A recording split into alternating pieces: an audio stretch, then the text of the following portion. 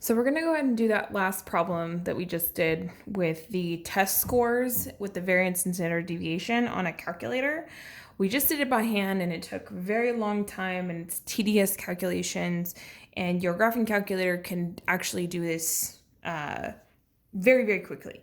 So the longest part that it takes is plugging in for the information. So what you're going to do is you're going to go to the stat button, and then it's going to ask you if you want to edit one of your lists. So we got to put in the data. So I'm going to hit enter. And I actually already put in the data that I needed. Normally you can just go up to the top and hit clear out of all of your lists, and then it will clear them all out. And then you'll go ahead and just start typing your numbers and hit enter or hit down, and you can type them all into this first list. And this is a nice double check because it counts them for you. So I know that I have 32 in my data set, so I know I have them all and I didn't make any mistakes.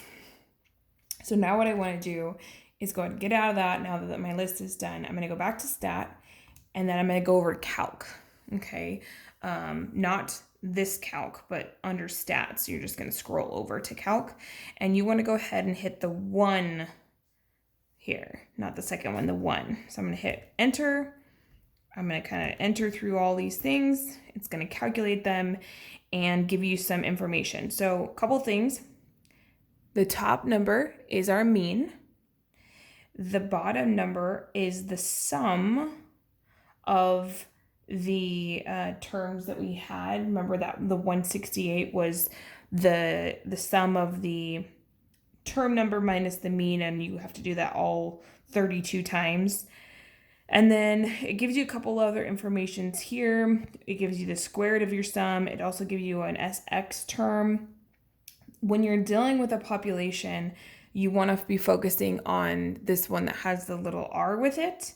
So there is our number. That was the 2.49 standard deviation that we found on there.